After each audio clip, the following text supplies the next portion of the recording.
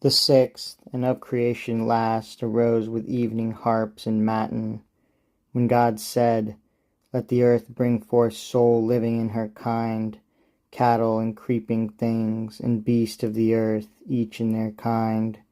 The earth obeyed, and straight opening her fertile womb, teemed at a birth innumerous living creatures, perfect forms, limbed and full grown. Out of the ground uprose, as from his lair, the wild beast where he wons in forest wild, in thicket, brake, or den.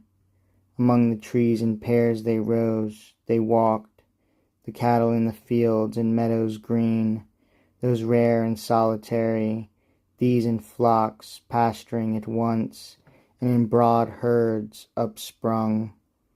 The grassy clods now calved, now half appeared the tawny lion, pawing to get free his hinder parts, then springs as broke from bonds, and rampant shakes his brinded mane.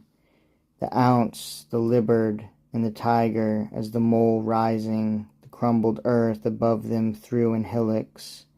The swift stag from underground bore up his branching head.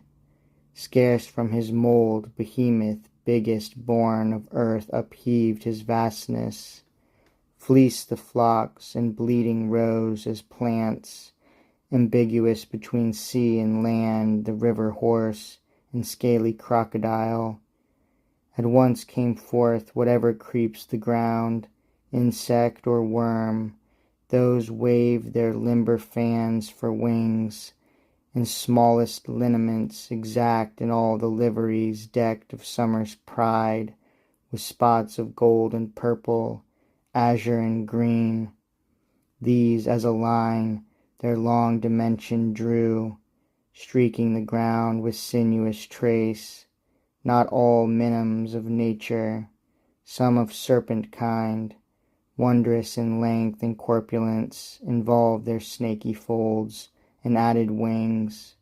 First crept the parsimonious emmet, provident of future, in small room large heart enclosed, pattern of just equality perhaps hereafter, joined in her popular tribes of commonality.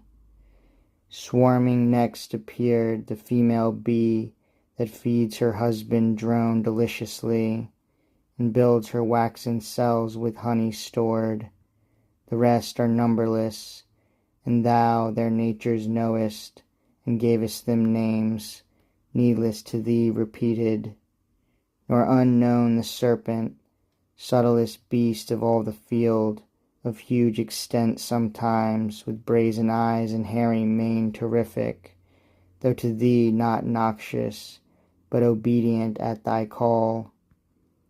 Now heaven in all her glory shone, enrolled her motions, as the great first mover's hand first wheeled their course.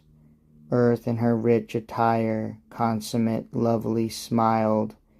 Air, water, earth, by fowl, fish, beast was flown, was swum, was walked, frequent, and of the sixth day yet remained.